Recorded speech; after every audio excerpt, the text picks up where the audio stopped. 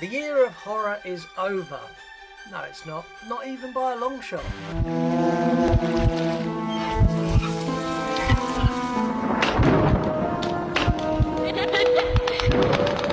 Hello everyone and welcome back to the channel. My name is Scott and today I'm taking you through 5 movies I think you need to see before the year is out. You would probably think that all of the good horror movies are done. They're all behind us. We had Bring Her Back, which terrified audiences everywhere. We had Sinners, which left jaws on the floor as people were in awe of the just sheer majesty that was on screen. But you'd be wrong, because there are 5 movies that I think have the potential to be movie of the year. There's some real curveballs in here from me as well, so strap in. Kicking off with number 5, this is a big curveball for me, The Conjuring: The Last Rites. Anyone who follows this channel will know that I'm not a big fan of this franchise.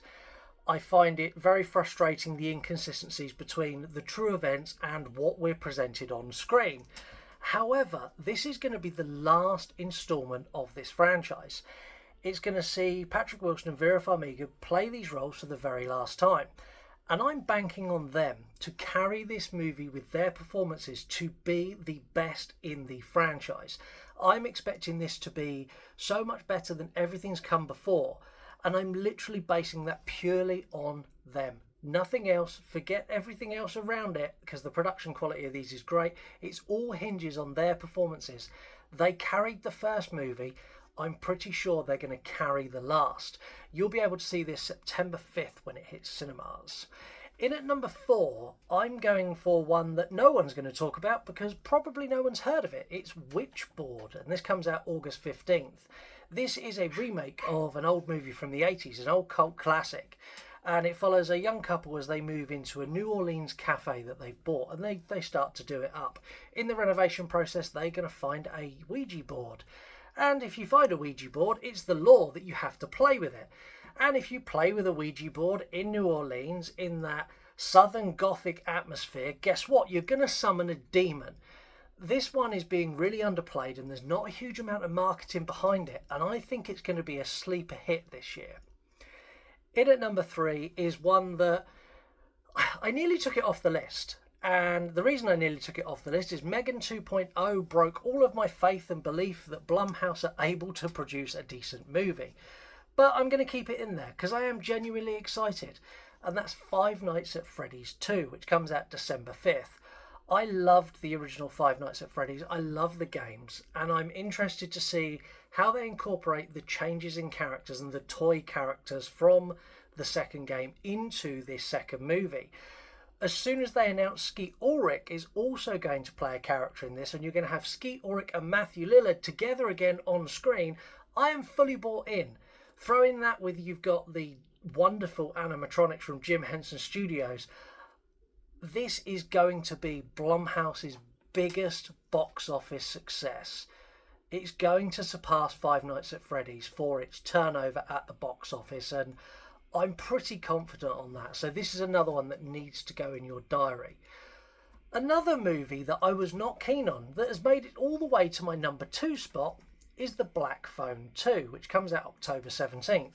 This is a movie that when they announced it, I went, how are you doing a sequel? You killed the grabber. You can't do a sequel. Turns out they can. What they can do is they can turn the grabber into Freddy Krueger and make him kind of a dream demon. And man, it works. Like, the trailer for this had me so hooked. It's taking the subtleties of the supernatural elements in the first movie and amplifying them to the max to give us what I think is going to be a next-gen Freddy Krueger. And honestly, I couldn't be more excited for this because I think this has the potential to actually be movie of the year, but I don't think it's going to be. What I think is going to be movie of the year is my number 1 spot, which comes out on August 8th, and that is Weapons from Zach Cregger. This movie is by the director who done Barbarian. And the plot for this is it's still under wraps, but we kind of know what's going on. So a load of kids disappear, and then there's like people hurting themselves. It honestly, the trailer for this is mind-bendingly good. it's one of those trailers that just hooks you into it. And I watched the live launch of this trailer, so I watched this live on Instagram, and they had a bit where it was all silhouettes and it was people feeding someone soup, and it just captured my imagination so much that I think this is going to be dark. I think it's going to be full of dread. I think it's going to be one of those movies, a little bit like Bring Her Back, that just sits with you and just catches you so off guard. And for that reason alone, because I don't know enough, but what I've seen is grabbed me so tightly, I think Weapons could potentially be movie of the year. But I want to know from you, are you excited for any of these 5 movies? Are there any movies that I missed off of the list? And what's your favourite movie of the year so far? For me, I'm going to save what my favourite is, because at the end of the year, I'm going to do my top 10 movies of 2025, and I'll do my bottom 5, 10. Let me start that again. I'll do my bottom 10 of 2025. And yeah, that's what you've got to look forward to later. But I want to know from you. Let me know. Make sure you hit the comment button. I am losing the plot, but I'm not going to re-edit it because I've recorded this in one take.